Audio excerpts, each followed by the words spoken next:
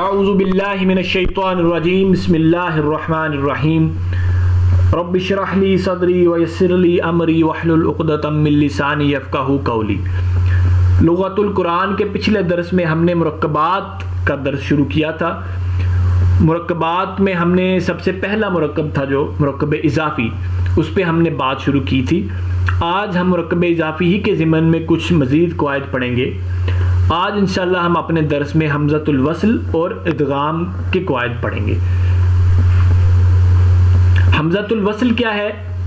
حمزۃ الوصل جو ہے وہ عموماً لام تعریف کے شروع میں آتا ہے۔ جب آپ کسی بھی اسم کو معرفہ بنانا ہو تو اس کو لام تعریف دیتے ہیں۔ جس طرح کتاب ان کو اگر آپ نے معرفہ بنانا ہے تو آپ اس کو کہیں گے الکتاب۔ الف لام لگنے سے اس کی تنوین ختم ہو کے وہ الکتاب بن جائے گا۔ تو الکتاب کتابن کے شروع میں جو الف لام لگا ہے ہم اسے کہتے ہیں کہ یہ لام تعریف ہے۔ لیکن لام تعریف وہ صرف لام ہوتا ہے، الف نہیں ہوتا۔ الف کو ہم کہتے ہیں حمزۃ الوصل، اور وہ اس لیے لگایا جاتا ہے تاکہ ہم پورے لفظ کو، پورے اسم کو پروناؤنس کر سکیں، کیونکہ لام تعریف خالی ساکن ہوتا ہے۔ ٹھیک ہے، تو ساکن سے چونکہ جو لفظ شروع ہوتا ہے وہ پروناؤنس نہیں ہو سکتا، اس لیے ہمیں شروع میں حمزۃ الوصل لگانا پڑتا ہے۔ تو الف لام میں لام تعریف ہے جو معرفہ بناتا ہے پورے اسم کو، اور الف جو ہے وہ حمزۃ الوصل ہے۔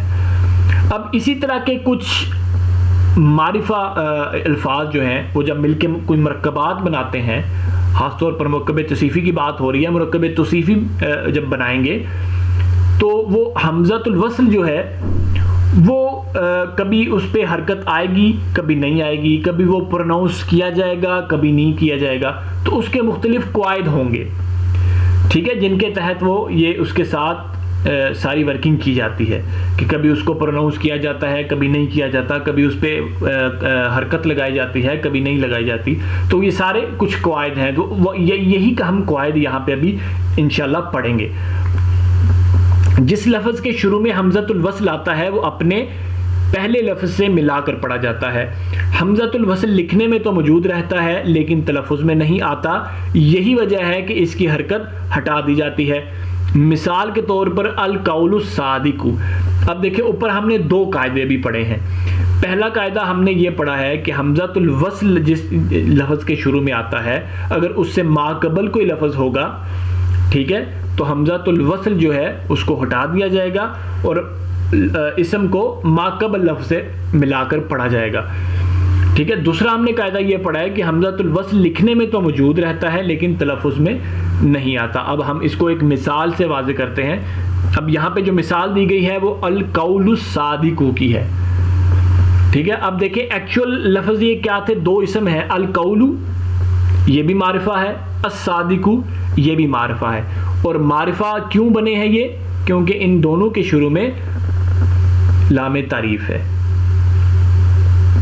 اب القول اور الصادق کا ہم نے مرکب بنانا ہے، اور ہم نے کہنا ہے، ہم نے ایک مرکب بنانا ہے سچی بات سے جس کا مفہوم واضح ہو، ٹھیک ہے۔ تو ہم کیا کہیں گے، ان دونوں کو ملائیں گے، اور اب جب یہ دونوں الفاظ یا اسماء جو ہے وہ ملیں گے تو اب حمزۃ الوصل کے قواعد وہاں پر کچھ اپلائی ہوں گے۔ اب وہ قاعدہ جو ہم ابھی پڑھا ہے، قاعدہ کیا ہوگا کہ پروناؤنس نہیں ہوگا اور اس کے اوپر کوئی حرکت نہیں آئے گی۔ تو ہم کیسے پڑھیں گے؟ اصل میں تو یہ لفظ تھا القول الصادق، لیکن جب مرکب بنا اور حمزۃ الوصل کا قاعدہ اپلائی ہوا تو ہم اسے پروناؤنس کریں گے القول الصادق۔ جو حمزۃ الوصل ہے الصادق کا وہ ایک لکھا تو جائے گا لیکن اس پہ کوئی حرکت نہیں آئے گی اور نہ ہی وہ پروناؤنس ہوگا۔ اس میں الصادق کو اپنے پہلے لفظ القول سے ملایا گیا ہے جس کی وجہ سے حمزۃ الوصل کی زبر ہٹا دی گئی ہے، یہ ہم پڑھ چکے ہیں۔ اسی طرح الصادق والحسن یہ دوسری اگزامپل ہے۔ اب دیکھیں یہاں پہ تین چیزیں ہیں۔ الصادق ایک اسم ہے، معرفہ اسم ہے، والحسن دوسرا اسم ہے وہ بھی معرفہ ہے، اور درمیان میں ایک واو ہے، ٹھیک ہے، یعنی یہ جو مرکب ہے یہ دو اسماء اور ایک حرف کے ملنے سے بنا ہے. تو اس کا ترجمہ کیا ہے؟ سچا اور خوبصورت. اب اس میں بھی دیکھیں الحسن جو ہے اس کے ماقبل حرف ہے واو. ٹھیک ہے، تو اب اگر جب اس کے ماقبل کوئی لفظ یا کوئی حرف آ جائے تو ہم obviously بات ہے اوپر پڑھ کے آئے ہیں کہ حمزۃ الوصل جو ہے اس کے اوپر حرکت نہیں آئے گی اور نہ وہ پرناؤنس ہوگا. تو یہ اس کو کیسے پھر پرناؤنس کیا جائے گا؟ الصادق والحسن. الصادق والحسن. مرکب میں الحسن کو ما قبل واو زبر سے ملانے کی وجہ سے حمزہ ہٹا دی گئی ہے، جس وجہ سے لام تعریف کا حمزہ پڑھنے میں نہیں آیا.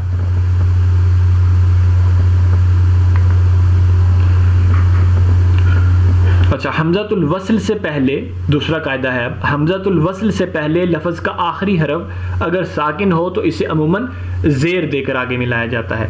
اب دیکھیں پہلا جو ہم نے قاعدہ پڑھا تھا وہ یہ تھا کہ اگر کسی ایسا اسم جو حمزۃ الوصل ہے جس کے شروع میں، ٹھیک ہے، اس اسم کے ماقبل اگر کوئی حرف ہوگا یا کوئی لفظ ہوگا، ٹھیک ہے، اور وہ لفظ متحرک ہوگا نا، ہم نے جتنی بھی اوپر اگزامپل پڑھی ہیں وہ سارے متحرک تھے. جس طرح القول کا لام بھی متحرک تھا، ٹھیک ہے، اور الصادق کے بعد جو واو ہے، واو حرف جو ہے وہ بھی متحرک ہے. لیکن اگر یہ سچویشن بن جائے کہ ماقبل جو لفظ ہے وہ ساکن ہو تو پھر وہ کیسے پرناؤنس ہوگا؟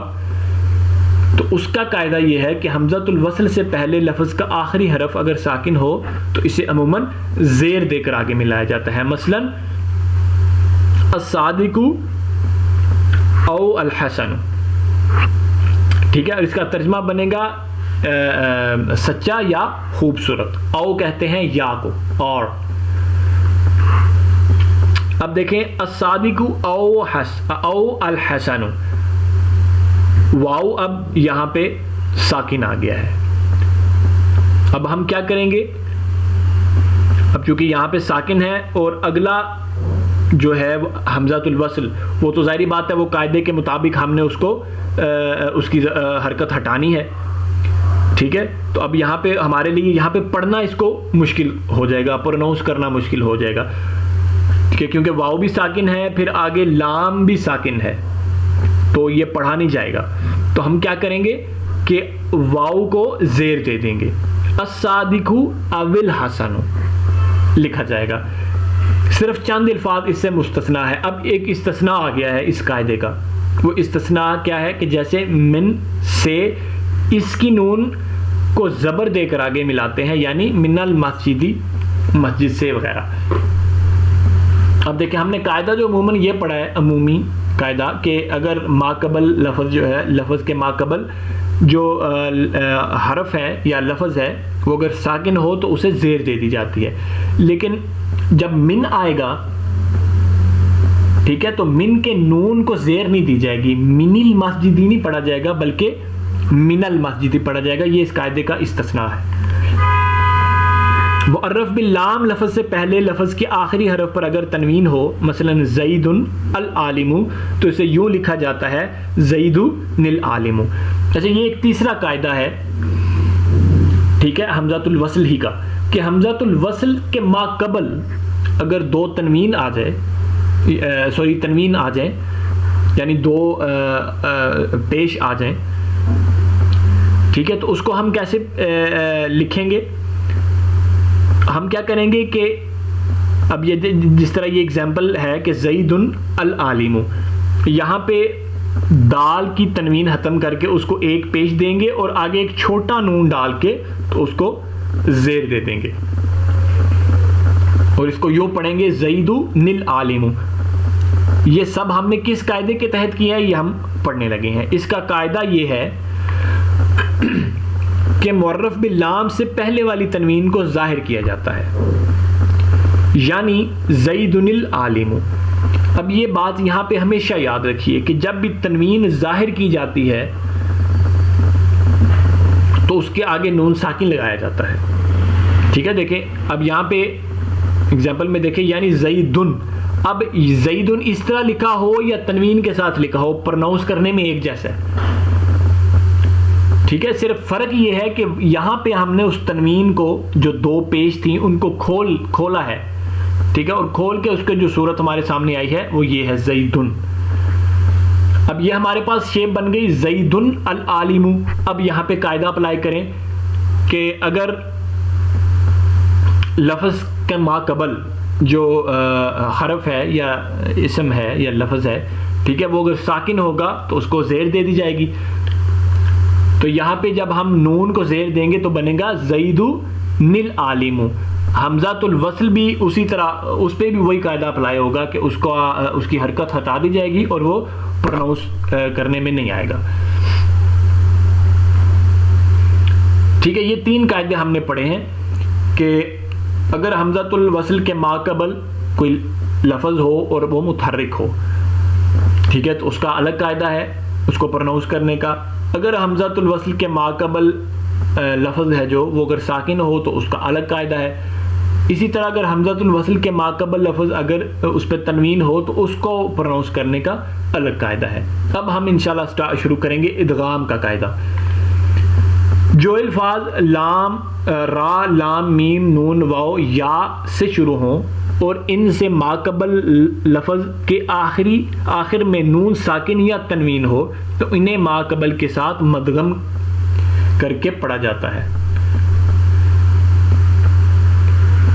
ان حروف کے مجموعے کو یرملون کہتے ہیں. اب لفظ دیکھیں کتنے ہیں حرف, لام را لام میم نون واو یا, 6 لفظ ہیں.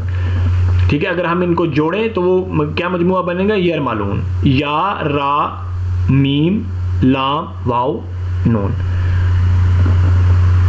کوئی بھی لفظ ہو اگر اس کے شروع میں یہ اس سے ما قبل اگر ان 6 حروف میں سے کوئی حرف آ جائے تو وہاں پہ ہم ادغام کا قاعدہ اپلائی کریں گے. اور ادغام کا قاعدہ کیسے اپلائی کریں گے, دیکھیں آگے میں اس مثال سے آپ کو سمجھاتا ہوں. دیکھیں قول معروف, یہ 2 لفظ ہیں. قول الگ ہے, معروف الگ ہے. ایک بھلی بات اس کا ترجمہ ہے. اب معروف جو ہے اس سے ما قبل دیکھیں تنوین ہے, بالکل ہے. اب لام جو ہے وہ یرملون میں سے بھی ہے لفظ, تو ہم یہاں پہ ادغام کریں گے. ہم قول معروف کو ہم قول معروف پڑھیں گے, یعنی میم پر ہم شد دے دیں گے. اب دیکھو اب نیچے اس کو کھولا گیا ہے. قولن کو قول نون کے ساتھ کھول دیا گیا ہے معروف, اور ہم جب اسے تلفظ میں اس کو ہم جب پروناؤنس کریں گے تو لام کی جگہ ہم میم پروناؤنس کریں گے, قول معروف. ٹھیک ہے, یہاں پہ یہ مدغم ہو گیا ہے. ٹھیک ہے, لام جو ہے وہ میم میں مدغم ہو گیا ہے, تو یہ ادغام کا قاعدہ ہے. تو یہاں تک جو ہے مرکب توصیفی جو ہے ہمارا ختم ہوا. ٹھیک ہے, اگلے کلاس میں اگلے درس میں انشاءاللہ ہم مرکب اضافی شروع کریں گے. تب تک کے لیے مجھے اجازت دیں. والسلام علیکم ورحمۃ اللہ وبرکاتہ.